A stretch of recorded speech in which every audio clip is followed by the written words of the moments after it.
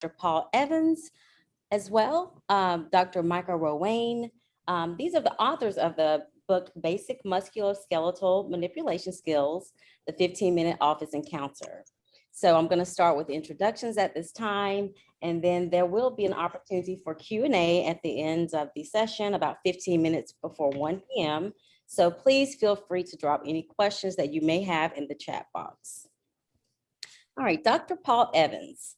Dr. Paul Evans served for 36 years as a leader in medical education. He retired from the U.S. Army after 26 years in military medicine. He is the founding dean of the Georgia campus, Philadelphia College of Osteopathic Medicine. He is also the founding dean of Marian University College of Osteopathic Medicine in Indianapolis. He holds a BS from the University of Miami, a DO from PCOM, and completed a residency in family medicine. He also completed postdoctoral fellowships in teaching and faculty development at the University of North Carolina, Chapel Hill, and the University of Washington. He earned board certification and fellow awards from the ABOFP and the ABFM AAFP. Dr. Evans has lectured nationally and internationally. He has published extensively in his specialty. His areas of research are in low back pain, medical education, and physician leadership. Presently, he serves as the president of the Paul and Roxanne Evans Education Foundation. He is semi-retired and lives in Salem, Oregon, and in Bermuda Dunes, California. His honors include numerous teachings and military service awards. So I present to everyone, Dr. Paul Evans. Good morning. How are you? Thank you. I'm looking there, Dr. Rowane. Michael Rowane is also going to be part of this discussion, and he is the primary author of the book that we're talking about.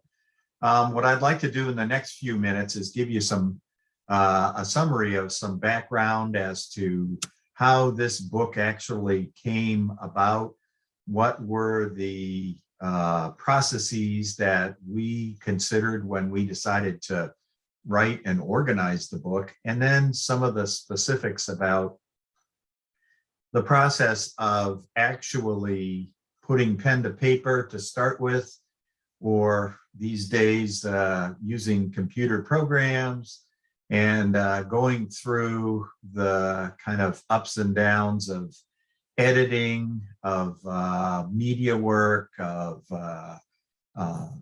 using photographs and so forth to get a final product. So what we're going to do here, I'm going to give a little bit about the background and some of the chapter selection topics and some writing things. Dr. Rowane will talk a little bit about some of the illustrative photographs that he took, as well as a few other people, but mostly Mike. And then we'll talk together up and down about the editing and publishing process, because what we found out was we were babes in the woods about how to understand how to publish and how to do media and how to market and all these kinds of things. So he'll make some comments, excuse me, about that a little bit later. Okay, the background. Why did we write this book? This book is a kind of a different kind of a manipulation book.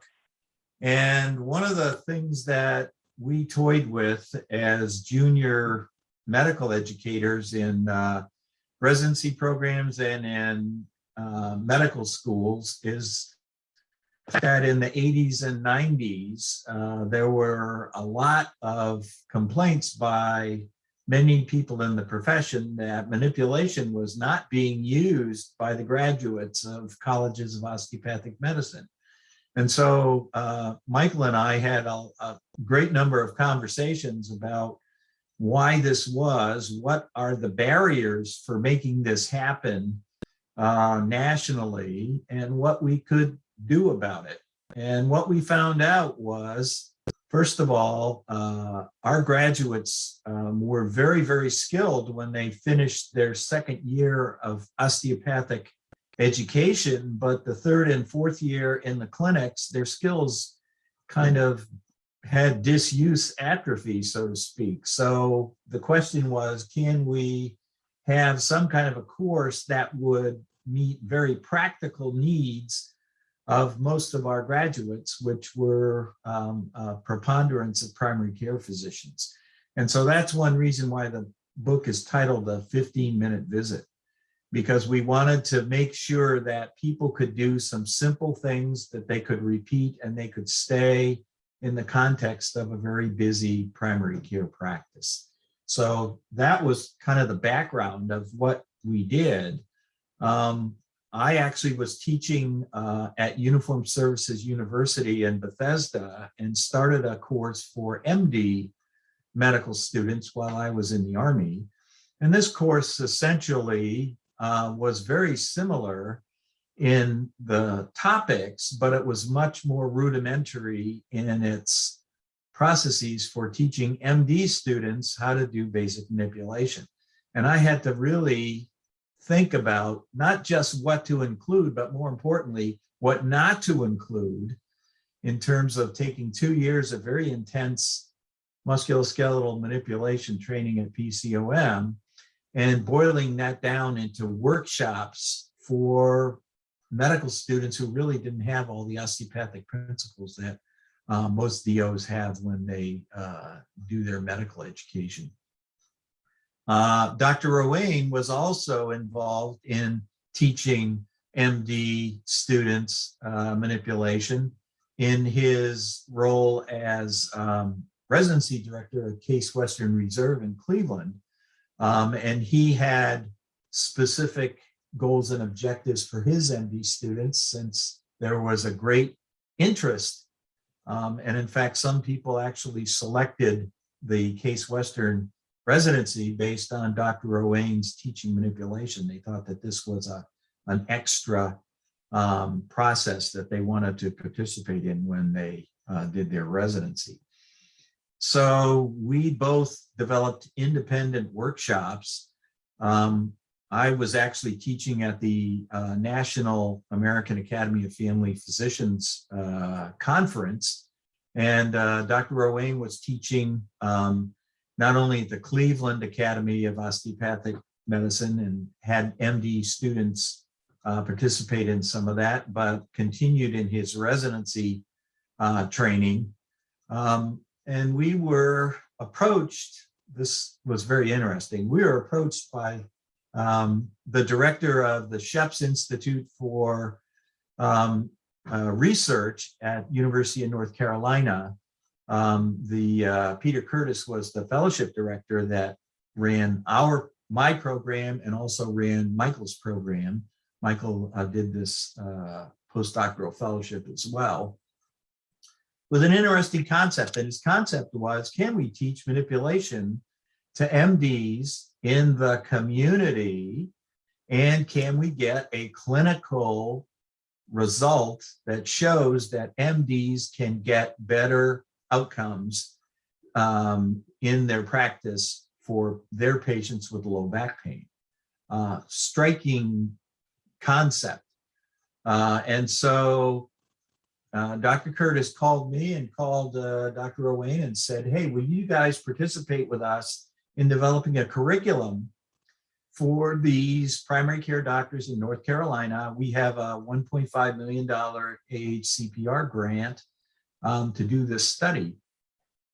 So we developed a curriculum that was kind of a weekend, 2-day curriculum. We had to develop techniques for them to do. We had to standardize things. We had to develop OSCEs, and then we had to be able to set this up so that we could do research. So to measure, number one, can in fact people, MD primary care doctors, learn this?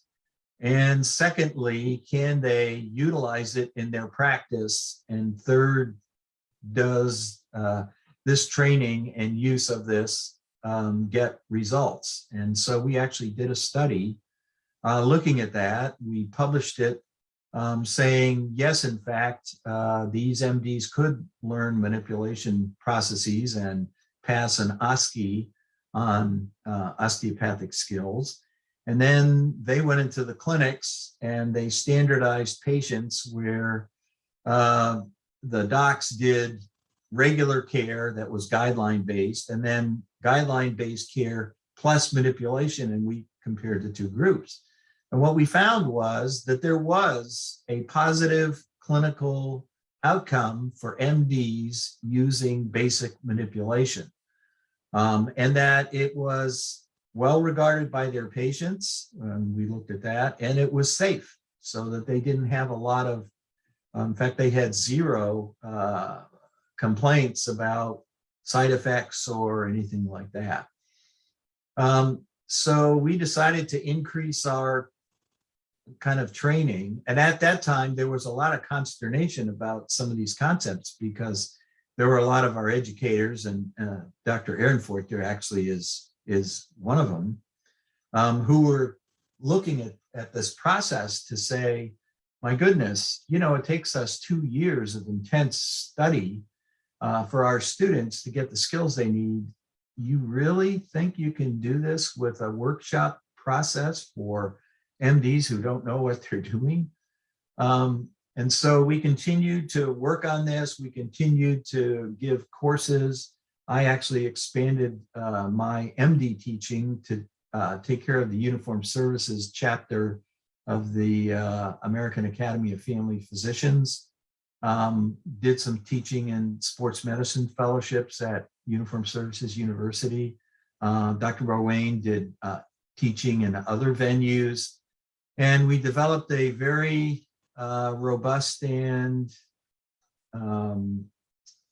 relatively comprehensive curriculum, starting, of course, with low back pain, because that was what most of the primary care docs wanted to learn about, because they felt inadequate with the skills that they got from their medical education in MD schools. What we found in our courses for our MDs was, in fact, there were a lot of DOs who wanted to attend the course. And the reason why was they felt rusty and not really comfortable doing their manipulation processes in the clinic. And they were worried about the time that they had. They only had 15 minutes for a primary care visit. And yet the educational process that we had them go through in their first 2 years was far more comprehensive, doing a complete structural exam, which takes time, which they didn't have. And the last piece we found was that these participants wanted a refresher process, where if they found a patient that had a specific process, like, you know, a sacroiliac dysfunction or something, and they were a little unsure as to what to do, they could leave the clinic room, take a few minutes and go over some key clinical tips, and then go back and treat their patient based on that on-the-fly knowledge. So after doing these courses for a lot of time and studying the results, and these military physicians had similar positive clinical results and wanted to learn more about it, we decided, after almost 20 years of doing this, that, you know, we really need to publish this and move this forward so that people could see what we were doing, and we would preserve some of the processes that we learned. And our biggest lesson was that less is more, which means we had great consternation in trying to say, not only what are we going to include in this abbreviated course, but what would we give ourselves permission to leave out? And that was probably the toughest part. So we took our handouts and we started working through the process, and we decided, okay, let's select chapters based on body regions, like we learned all of us learned in DO school, and then start writing. So being rookies, we wrote in Microsoft Word and figured we could give it to somebody to translate that and make it into something that was publishable. And Dr. Rowane will talk a little bit about that in a second, but that was mistake number one. Books are not written through Microsoft Word, just for anyone that's thinking about getting started. In the meantime, Dr. Rowane was doing photography of techniques, and he had a very interesting development in the way he did this, because Michael has 5 daughters who were serving as his quote unquote patients. And by the time we finished all the photographs, all 5 daughters are quote unquote patients in our book. So there was a kind of a family aspect to this process. So once we finished this and got our writing basically done, the next step was to go through an editing process. But unfortunately, I was still in the military, so I was traveling around to Oklahoma and North Carolina and all different places that I was assigned. And Dr. Rowane was in Cleveland at the time. So we had to do everything by phone and Skype and these kinds of things, which makes it a little tougher. But our editing went back and forth. It took us almost 2 years to do this because of our distance process. And so it made it really hard. So for those of you, again, who are doing multiple authors in different places, the technology is so much better now than it was when we started this book in the 90s. You know, Zoom and all these things that we have now are just wonderful. But we had to muddle through that. And finally, after our editing, we had to go through a media process, because if you're going to publish a book, you can't just do a text. You have to have all the fonts and the special things that go along with making a pleasing product that someone will actually want to read. So with that, I'm going to introduce Dr. Rowane. And Dr. Rowane is, right now, he is the clinical dean at Lake Erie College of Osteopathic Medicine. Michael also is a fellow of the American Academy of Osteopathy. So he's our academic osteopathic medicine expert of our team. Additionally, now he's a past Case Western Reserve residency director.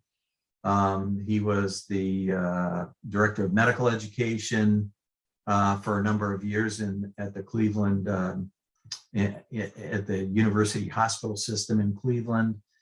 And presently, well, not really presently, but he's the past president of the American Academy of Osteopathy. So he's kind of had a lot of good experience and has had a lot of educational processes along the line. He's going to talk about the photography process first.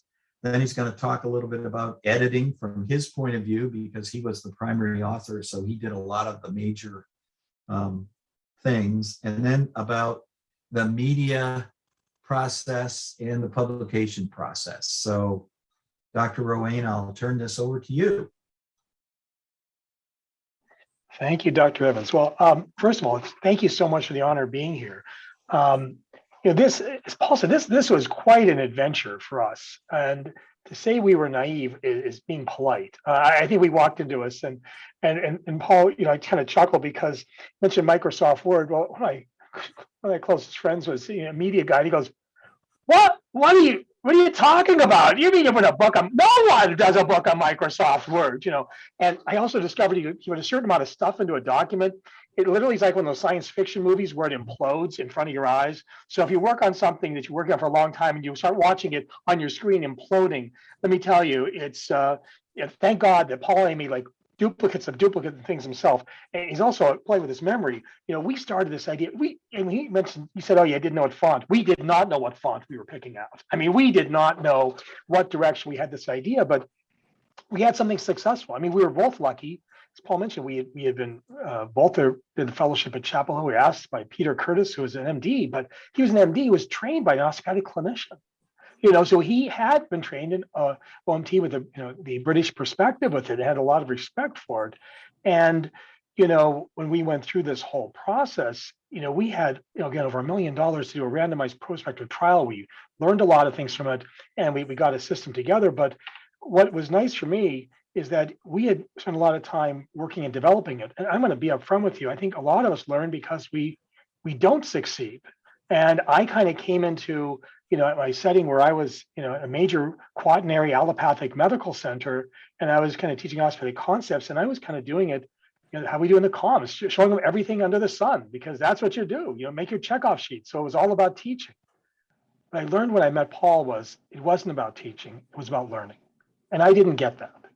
And he was an incredible good mentor to me because I had to change how I thought and doing things, because I thought we had to teach all these different things and doing it, but we had to change our paradigm. And then above it, so that group for that study helped with the low back pain.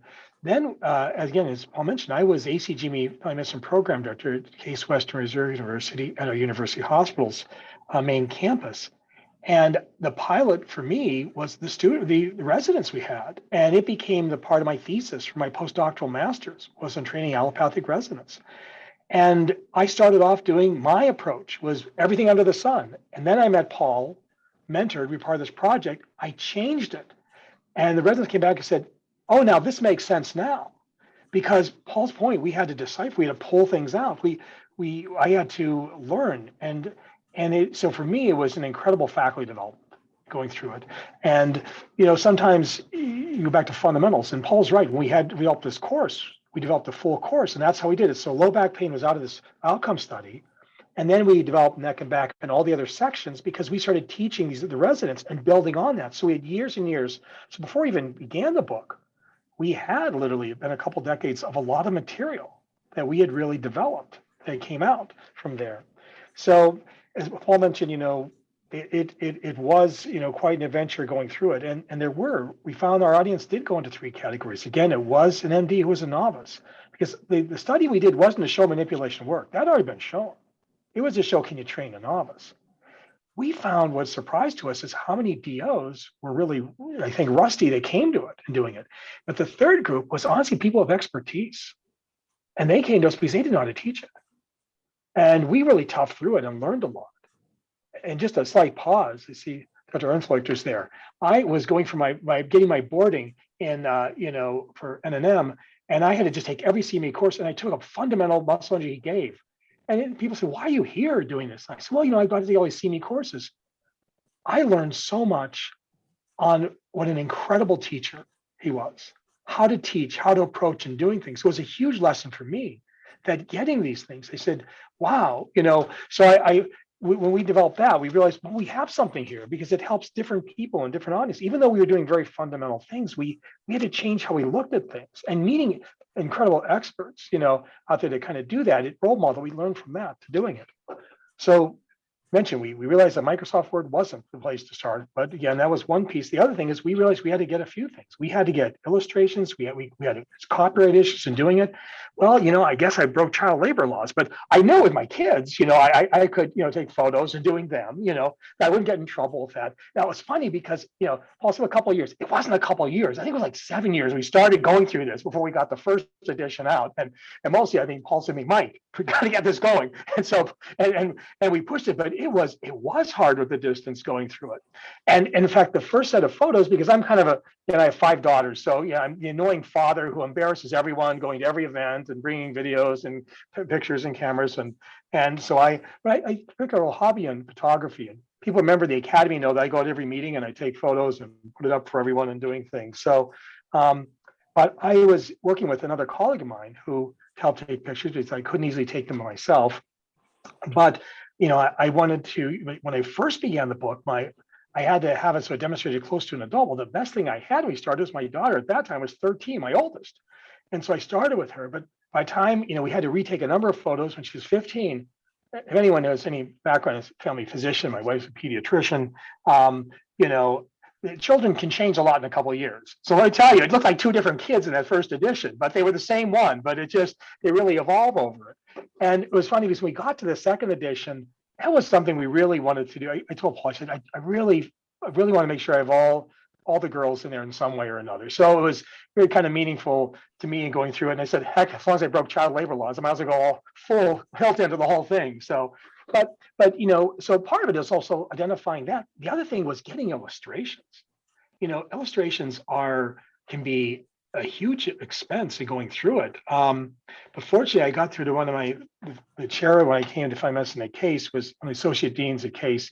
And it was just one of those ironic things. I was calling out people. I said, I was talking to the school dean. If someone does illustrations, I was saying, oh gosh, I've got to get through the Minister of Finance for that. And of course, the Minister of Finance for that is my wife. So, but I was checking on that. But Ken said to me, he reached back to me and goes, I've got my assistant here, but her sister does she's in pre-professional studies. She's going to be in optometry. And she got her to, said, I think she does some illustrations. And fortunately, getting a student illustrator who's honestly good was fantastic because it cost me far less, and she did fantastic work for us in going through it. But, so when you think of this, it's not just photos, but I had to do photos of the skeleton. I had to show landmarks and build things into it. I, had to get, illustrator and line those things up. Paul and I had to decipher, okay, which are the key things we want to show. Doing it, we had presentations we put together. We realized our presentations, some of us, we just borrow a picture here and there. We quote it, but you can't put that out to the world. So we had to have all the materials for ourselves. So we had to kind of track those things down. The first phase, we published it through the American Academy of Osteopathy, and first one, the previous executive director had some good editing skills and helped us. But I'll be honest, the first major edit I had was by a nun who was born in Argentina, and English was her second language. She also taught science. She said, well, that's the idiot thing. Why'd you do that? Well, honestly, I found out that she had a background in science, and because she was a second language, she looked at it more critically than I had looked at it and things like that. So you also find no matter how much you look at something in front of you, it's your work, and it just you stop seeing it. You work in a bell factory, you just stop hearing the bells. You don't hear them anymore going through it. So you need outside folks to do it.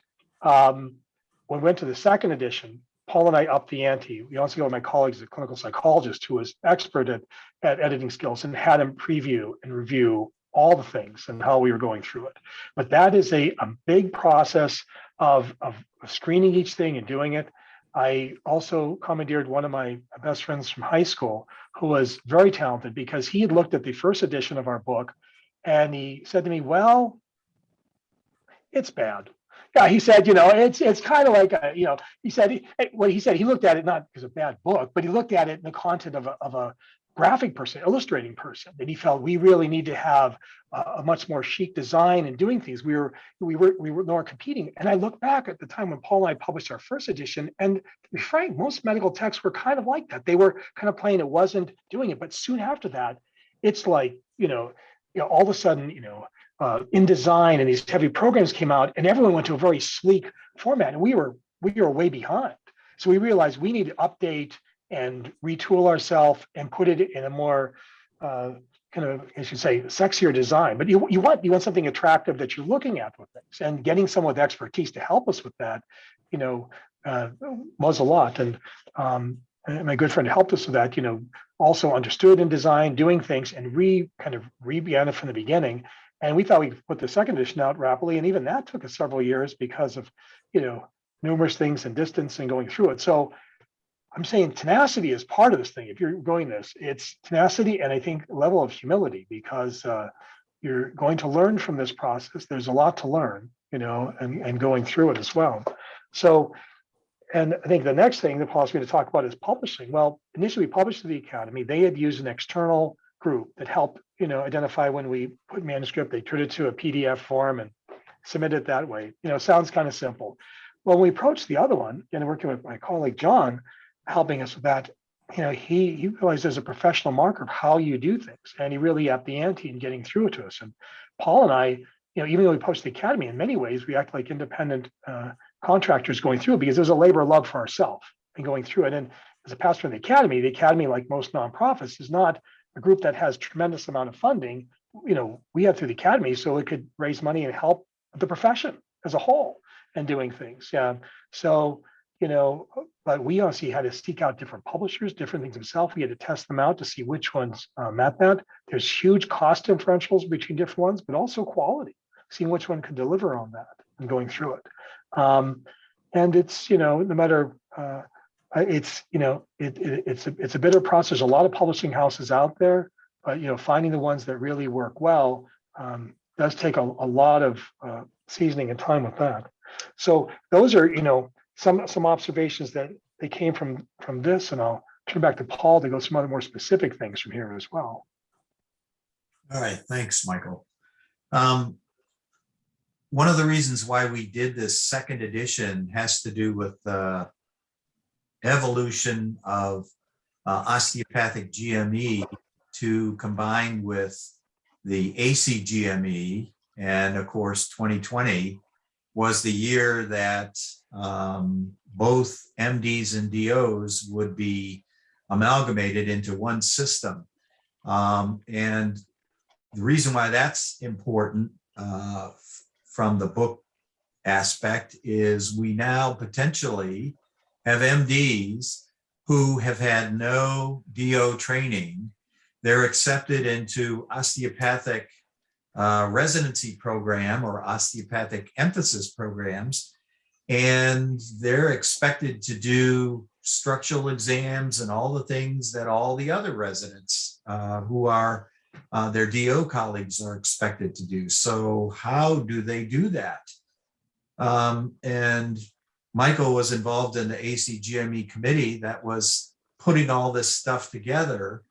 And we had a lot of conversations about, okay, do you give somebody an additional year if they want to do an osteopathic emphasis program as an MD? How do you train them? Do you do an extra month of training before they can get started in their residency? All those kind of issues came to the fore. And what we found when we went back is the studies that we did early on had never been duplicated. So nobody really knew what novices could do in terms of clinical outcomes, in terms of learning processes. Most of it was anecdotal from people who had taught DOs who had taught MDs how to do basic manipulation and then kind of mentored them through the system and, just physically said, well, I watched you and you're doing okay, but there was no academics behind it. So our hope is that this process that has begun now in combined ACGME programs will result in some new updated research to say, what about these MDs that are learning manipulation in our residency programs? Are they competent?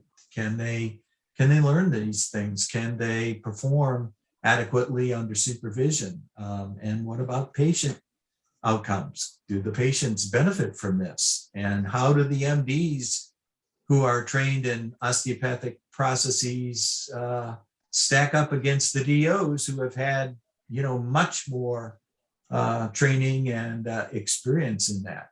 And those questions right now are kind of up for grabs. I haven't seen anything scanning the literature to say that this has been studied, but that's not to say that there are not research processes that are ongoing now, but we haven't seen the published results to say, okay, this is in fact what we can do. This is how our novice MDs are working with their patients and so forth. So that's pretty much what I wanted to talk about. And Michael, I think, has given us some good insights as to process. Our next step right now, we're working on getting an electronic edition of the book together. Again, lots of challenges to do that. another editing process and so forth. But having said that, I think there is enough interest in the book and potentially some people who would like to use this book in their programs. We're using the book teaching fellows in Cleveland at allergy and immunology residency and also internal medicine. So they're learning not only how to approach this, but how to teach it. And we're actually doing training for the fellows, because most fellows in our residency programs, in fact, are teaching residents in their specialty. And we want to give them the teaching skills that we can pass along to them so that they can be successful, encouraging their residents and students that they're with to learn the skills, refresh their abilities, and then use them effectively in their patients. So with that, Michael, you have some comments? Yeah, sure. Just a great point that Paul made. One thing just to add on to it is, we looked at different ways, right? We're looking at, we realized virtual is kind of where they're at. My kids are looking at this. We're looking at different approaches. We have different learners, different millennials approaching things differently. But we're going to have Paul and I, we've given a lot of coursework from this. We've come back to different areas. We've given it. And again, the course we designed was kind of a day and a half of going through fundamentals, but a half a day was talking about how we taught it and giving people the ideas. Paul and I were going to come back. He's a good friend, Dr. Bob Hostoffer, ran the allergy immunology program at University Hospitals. Osteopathic recognition, that number of recognition programs we've got through there. And and of course, Bob and I sat down for lunch and we were talking about what he wanted to do. And he really wanted to support recognition and came up with the idea. I said, wait, I got through to Paul. I think we should do this totally differently. And so one of the perceptions, the only person to be really doing OMT is maybe an NNM specialist or maybe a family doc or primary care physician. And we wanted to turn that on its head and say, no, it's for all osteopathic physicians. That's all for all physicians. So the decision to use the ACGME Osteopathic Recognition Allergy Immunology Fellows, you think, allergy immunology, that's a sub-fellowship. Yes, but we did that because we felt that was a perfect group to just demystify that whole model. And instead of teaching in the course, we sat there and said, okay, let's talk about why we taught this, how we thought. So we used a couple chapters. We used more chapters on thoracic cage. We did cervical thoracic junction, thoracic inlet. We said, let's teach them how to do these areas. And let's talk about how we teach it and then have them model teaching it themselves. So if you want that, it's under something called Scholar Teacher. If you go into the Scholar, again, no kickbacks. This is also put together for the osteopathic profession, just a plug for it, www.scholarcomplete.com. You have access to a Scholar journal because Bob honestly personally funded it for the profession. He's now on the board of trustees, past president of the Ohio Osteopathic Association, American College of Osteopediatrician, and he is a PCOM alumni, so you should know that here. But Bob, personally, his deal was it had to be free. It had to be free. And he professionally videotaped whole things for research. And he did a whole series on Scholar 7 and Scholar 4, how do you get something with IRB, abstract paper, present poster, and then Scholar specific case report. Came back to the Masters of Medical Education at LECOM, did a Scholar 12 app, helped put the bridge things together. Anyone new here is Scholar Teacher. And Paul and I joined him for that one. And the Scholar Teacher, again, we have like 25 videos for each section, again, free. And they're meant to be as a resource for recognition programs for everyone else. And again, we talked through the process. How do we teach it? We had the fellows become patient doctor, and then also, there's a patient doctor, but also patient teacher, patient kind of learner, and doctor teacher. And they go back and forth and going through it. Then we had a group of medical students afterwards, and they had to teach a section of it. And Paul's a master teacher, and he really is, came back and debriefed them on it.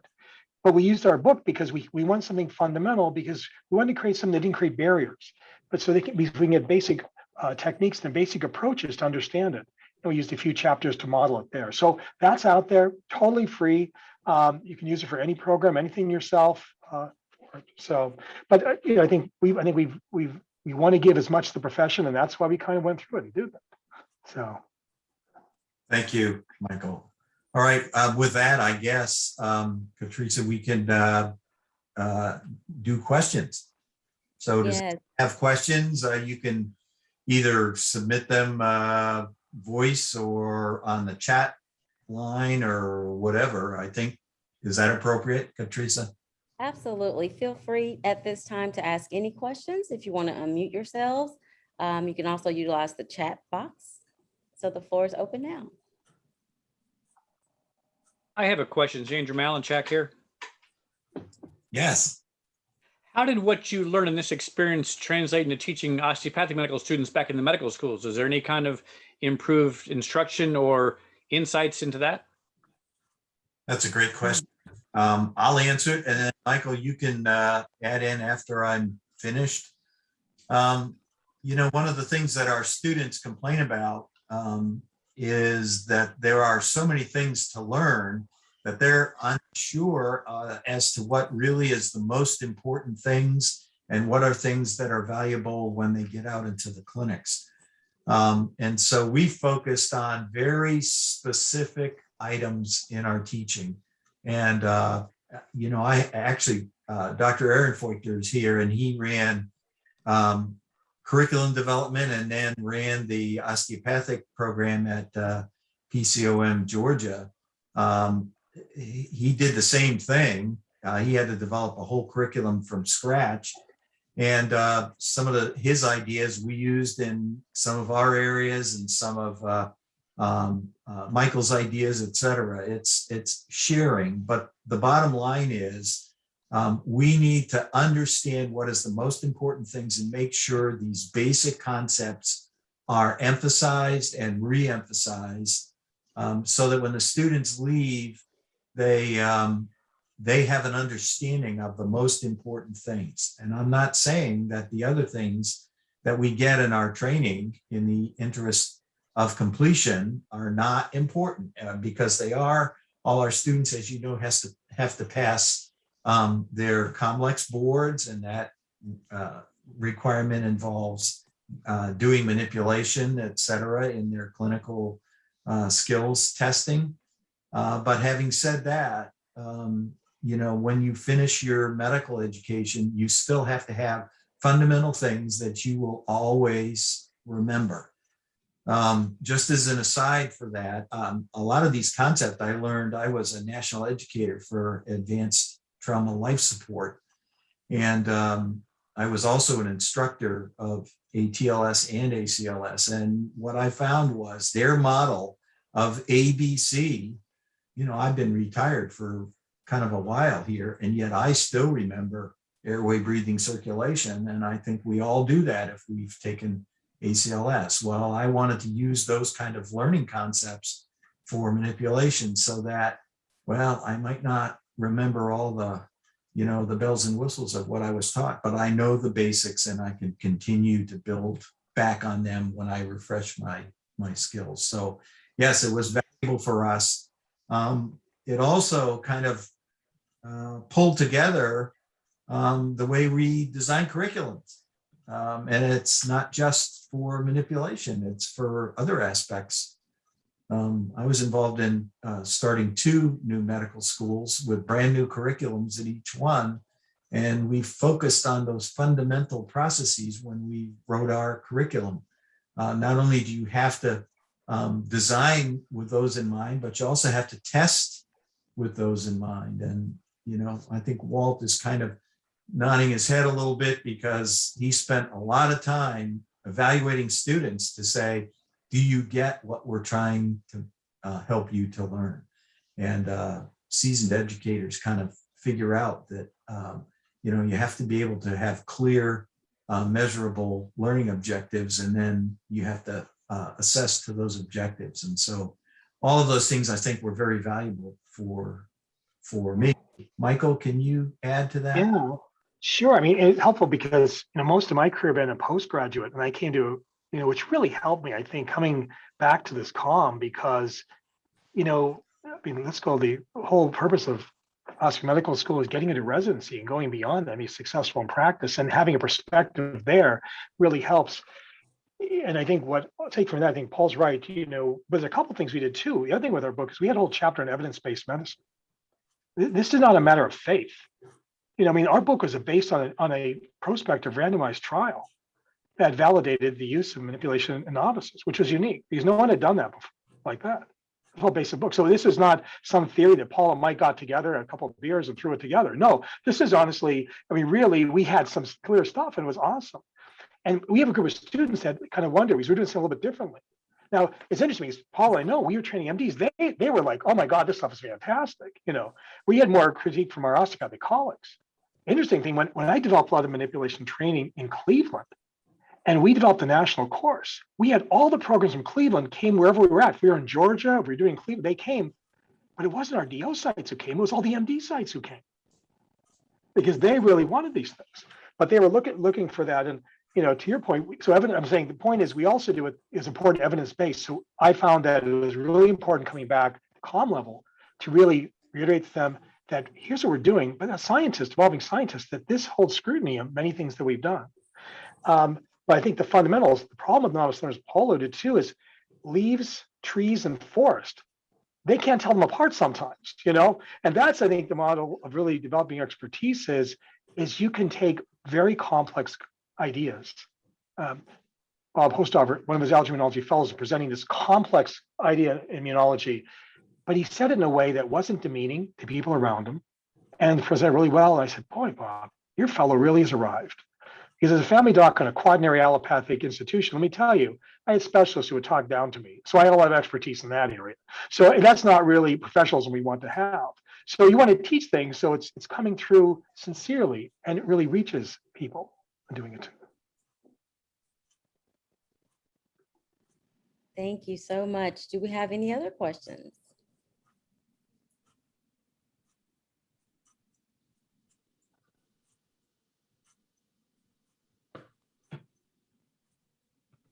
One at a time. Yeah. We have about 13 minutes remaining, so please feel free to ask questions at this time. Not a question, guys, but by the way, congratulations on the new edition and everything. Very good. Thanks, One of the Robert. challenges is depends on, like you say, you started with allergy and immunology, what's important to them. It very much depends on the practice as to what's most important. So one of those challenges in being an educator has always been what's the target audience and what do they need to know? If you're teaching an internist who is seeing mostly COPDers and emphysema patients with exacerbations in the hospital, they need to know things like rib cage and thoracic pump and thoracic inlet. Where the sports medicine doc, it's all knee and shoulder. So I found even my practice in the move from Philadelphia to Georgia. Philadelphia, it was almost 90% low back pain, a huge low back practice up in Philly. Moved to Georgia and low back almost vanished from my practice. I don't really understand why, but it became all neck and shoulder for the most part. So I became more expert at neck and upper extremity. But even regionally, practices differ.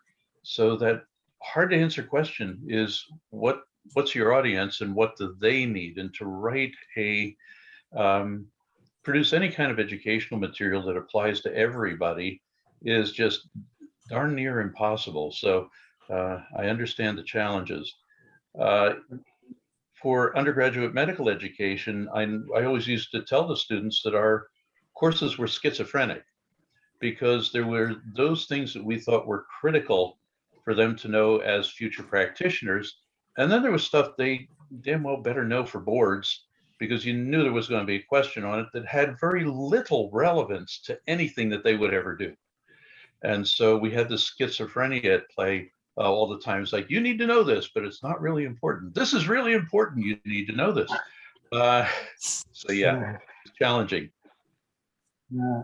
Walter, that's awesome. You're right. And that's honestly one thing that pushed Paul. When we did this other edition, we realized with a few things. One is we added just an extra chapter of common problems because we realized we were very biomechanical and very postural model of doing things, but we realized we weren't. And honestly, part of it was we were sensitive to other programs with recognition that they had issues. Like allergy immunology had a lot of respiratory issues, a lot of HENT issues, and doing it. We said, well, we can't do all this because that's why we have foundations. That's why we have some more extensive texts. But we thought we'll have sampling in there, to do that and help with things.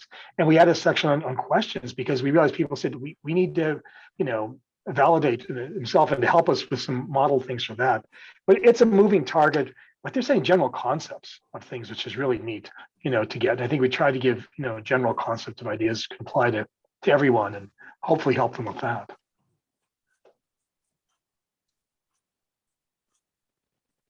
Excellent, excellent. Great questions.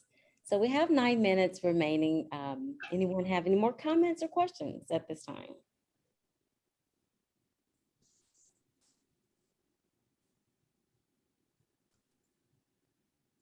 Okay. No questions. Someone from the chat says there's no questions. Just a quick hello to Dr. Evans from Lisa. Congratulations. Hi, Lisa. Good to see you. Nice to see old friends here. Hi, Susan. How are you? Good to see you. Good to see you. You look well.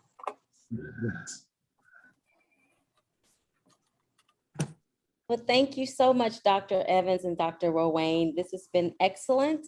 Thank you for enlightening us on your experiences and sharing with us today. This is recorded, so it will be found on our PCOM Library YouTube channel. And again, everyone, to our audience, thank you for coming out. And we're going to end now. There's no more questions. Everyone have a wonderful day. Thanks, everyone. Thanks. Thank you all. Take care. Thanks. Yeah.